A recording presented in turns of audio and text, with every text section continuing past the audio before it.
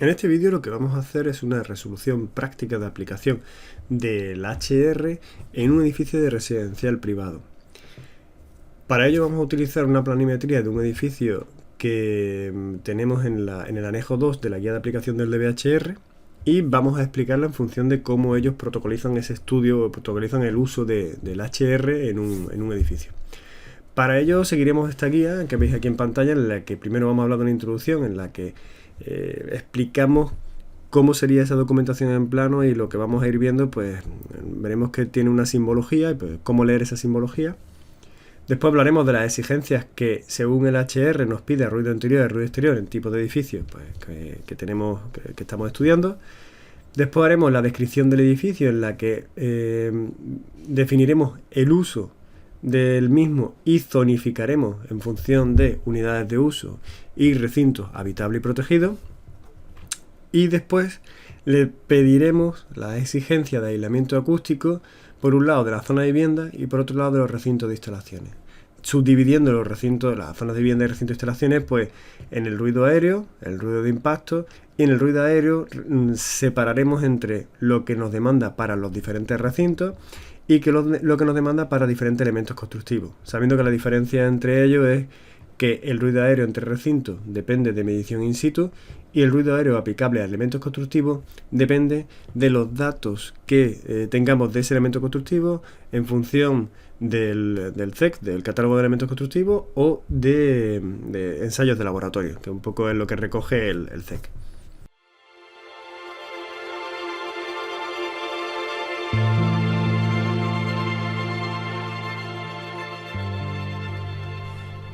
En este vídeo vamos a ver cómo se justifica el documento DBHR a través de la guía de aplicación del propio código técnico.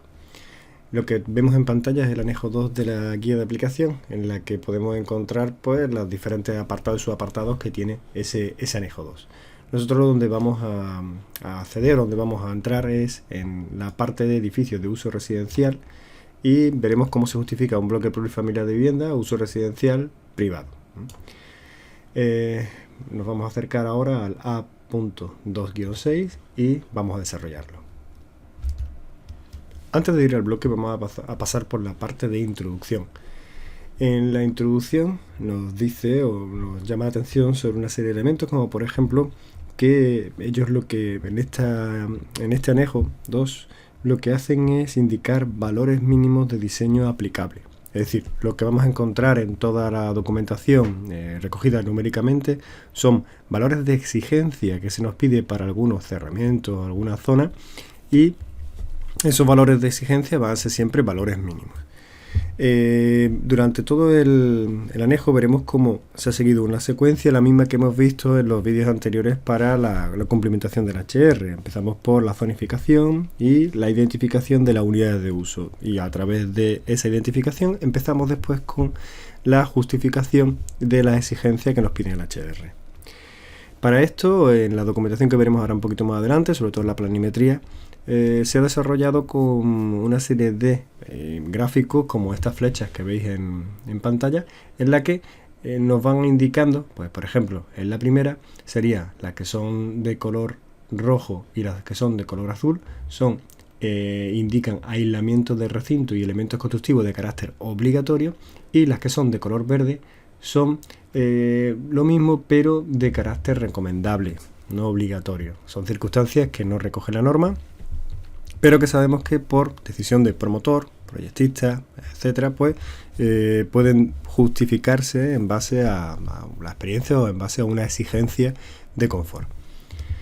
Vemos que hay doble flecha y flechas singulares. La doble flecha indica que tanto a la izquierda como a la derecha tenemos emisores y receptores, es decir, los dos espacios son emisores y los dos son receptores.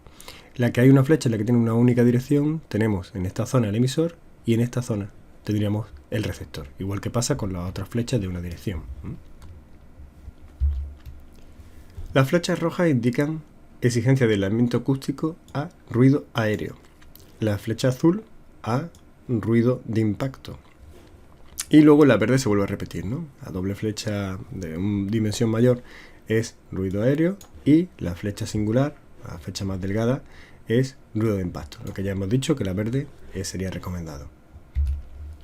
En caso de que en el edificio tengamos recintos de actividad, la propia guía nos aconseja que consultemos otros reglamentos como ordenanzas municipales en las que se regulan el aislamiento acústico de los ruidos producidos en esos recintos con actividades comerciales y con actividades de servicio. Y por último, volver a incidir que los valores de aislamiento acústico que van a aparecer aquí son valores mínimos de diseño aplicables. Sobre ese valor podemos imponer el que nosotros creamos por encima del mínimo. Lo siguiente que vamos a ver es una tabla que nos va a hacer un resumen de las exigencias a ruido interior. Lo tenemos en la página siguiente.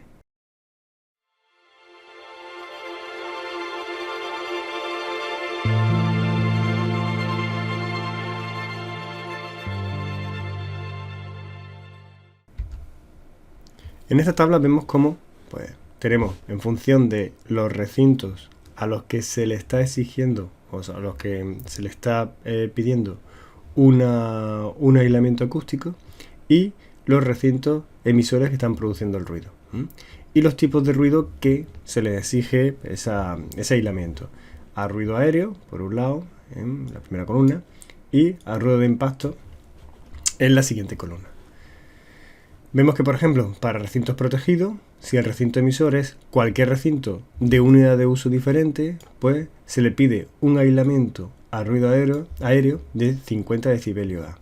Hay una singularidad en la que, pues, por ejemplo, los cerramientos que compartan puertas y ventanas con ese espacio que está produciendo ruido, pues la puerta se le pide un RA de 30 decibelios A y al muro 50 decibelios A. Nos acordamos que cuando hablamos de RA estamos hablando de resistencia del elemento, y cuando hablamos de NTA estamos hablando de aislamiento acústico exigible al espacio, con lo cual implica todo el tema de flanco, superficie, volumetría, etcétera, ¿no? Mientras que aquí es simplemente la exigencia al elemento independientemente de dónde esté y cómo esté colocado, ya que esta exigencia es la que se le pide al elemento según los ensayos en laboratorio. Y luego también vemos cómo en los diferentes recintos, por ejemplo para recintos habitables, pues tenemos los diferentes recintos emisores, zona común, cualquier recinto habitable, recinto de instalación de actividad, y pues su correspondiente exigencia de aislamiento acústico, en este caso solamente ruido aéreo, porque como vemos al ruido de impacto nada más que existe exigencias cuando son recintos de instalaciones o de actividad. Lo mismo sucede para medianería, tabiquería, cerramiento de ascensores, que ya vimos en los apuntes o en el temario que hemos visto hasta ahora, que en función de si la maquinaria estaba dentro del ascensor, dentro del recinto o fuera del recinto, había una exigencia diferente en función de una exigencia volumétrica o una exigencia a los elementos constructivos.